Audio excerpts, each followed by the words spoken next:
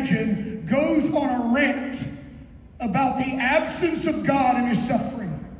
And after he has spilled his guts, he reminds himself, but he knows the way I take. And when he has tested me, I will come forth as gold. Job says, I don't understand this, but I know he's going to use this. I trust him. You know what Job was saying? Job was saying, I accept his sovereignty. I accept his rule. I accept his kingship in my life. That's trust.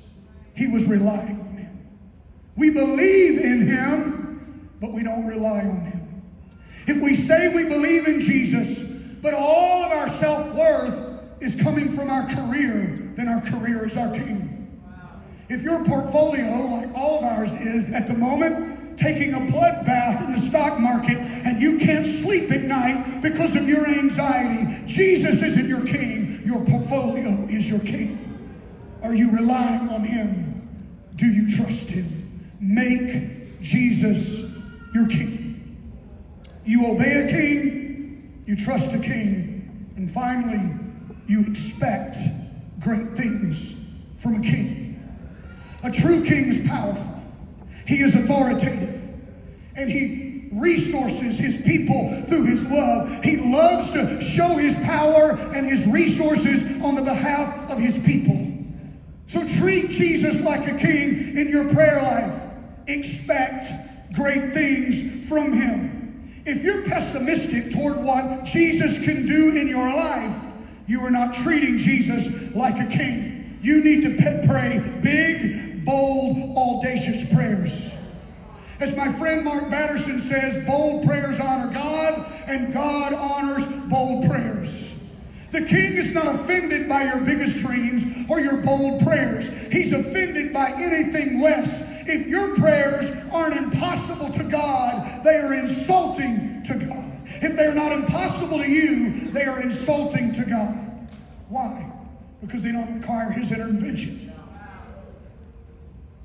God's looking for somebody with a bold enough faith that will ask him to part a Red Sea, or make the sunset still, or make an iron axe head float. And it's bold, audacious prayers like that that call the king to move in omnipotent action. There is nothing the king likes more than people who are not into image management or status quo or playing it safe, but willing to take steps of faith big enough that they're going to look like a fool if the king does not step in to the space that has been created by their faith. He loves keeping promises, answering prayers, performing miracles, and fulfilling dreams. That's who he is. That's what a king does.